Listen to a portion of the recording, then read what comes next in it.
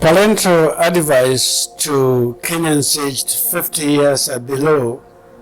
I continue from where we left. My sons and daughters must make your motherland great, rich, and prosperous. It's not about enriching individuals. It's about your motherland being prosperous. It is in a solid state now, existing at the mercy of rich and investors at astronomical expense. IMF has received it and is directing the governance. You are imprisoned and enslaved if you allow the rich to lord on you by disorientation and disinformation. A rich motherland is a heaven and a warm bosom to rest on. When your generation takes over power, you should make the country viable through the rule of law and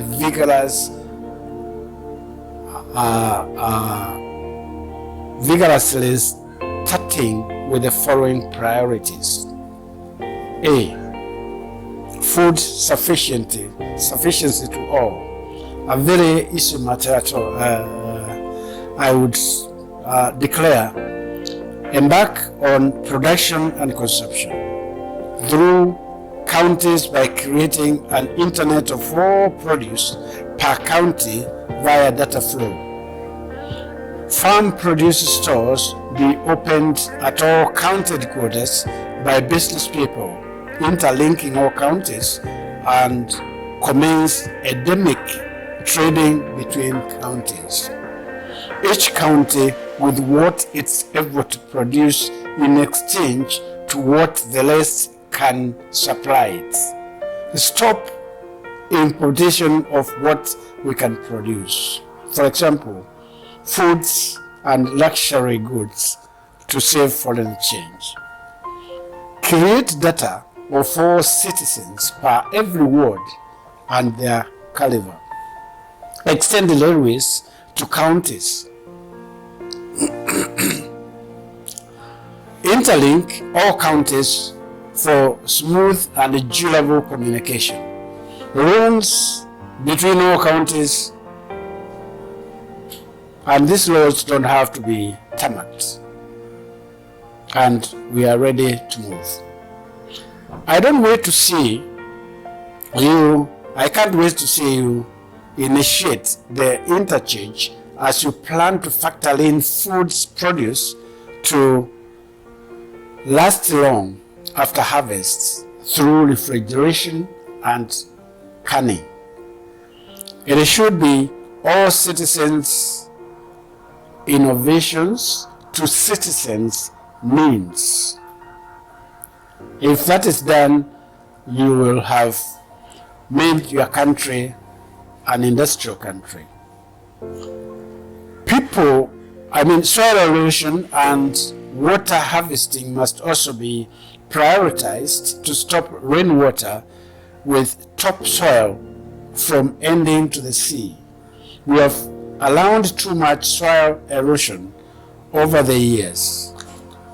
Land dockets and the National Land Commission must complete digitization of Kenya lands surface and allow use of every inch of it so that they don't plant concrete on arable land to regret in the foreseeable future, which I've realized everybody is going and buying the big pieces of land and subdividing into small plots where people buy to put on concrete houses, and I don't know where we'll go to if all the arable land has been put into homes and no land left for producing food.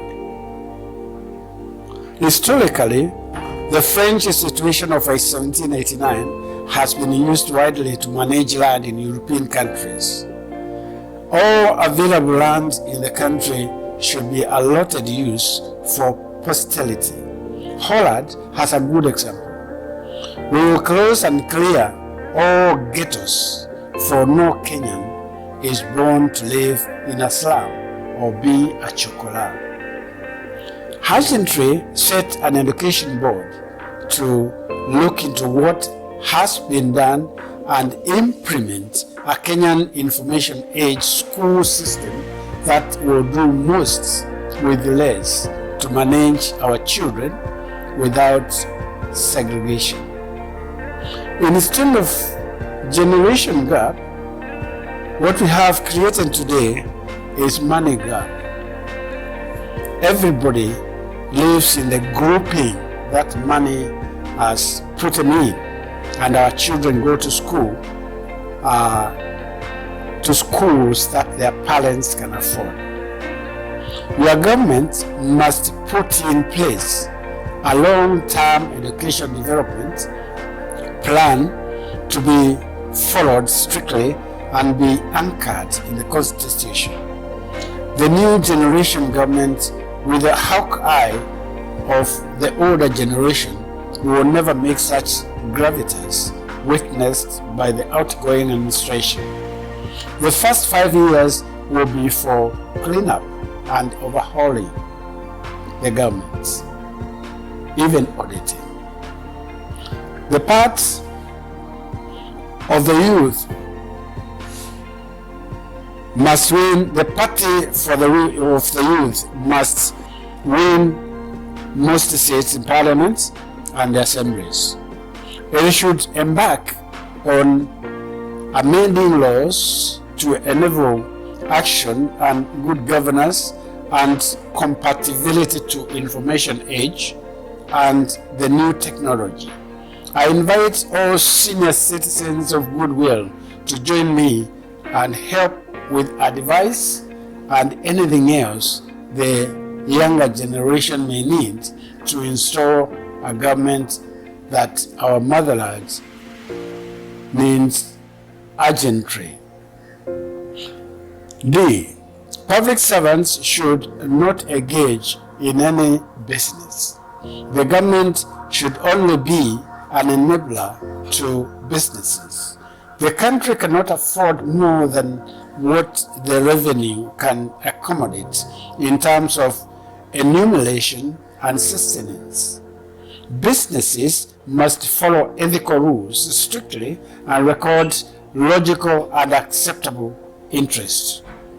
How come banks in our country today post billions of interests while other businesses are collapsing? This we have to get an answer to.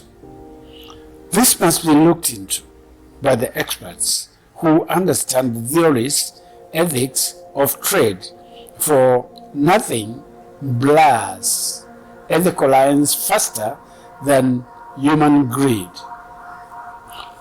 E. The next crop of politicians must be wise, of impeccable integrity and character, humble servants, and aged more than 60 years old, who offer to represent their people. Government policies be tuned to reflect the logical governance structures. Public servants can no longer serve under permanent and pensionable terms with a population explosion closing 60 million. Those who have served long be retired under a new policy of serving for only 10 years to enable more citizens serve their motherland. Let's formulate a Kenyan unique governance for posterity. Those talking about sharing the cake must change the narrative to making the country prosperous, because their sharing means going up there in the top top and sharing between themselves and making themselves rich. If the motherland is rich, everyone will be happily catered for, and we will barley the aggrandizement. Corruption should be punishable by at least life imprisonment. Stolen goods be recovered through the estate of the accused twofold. And that ends my fifth part, and I request you humbly to share it and subscribe as we wait for the next part. Thank you.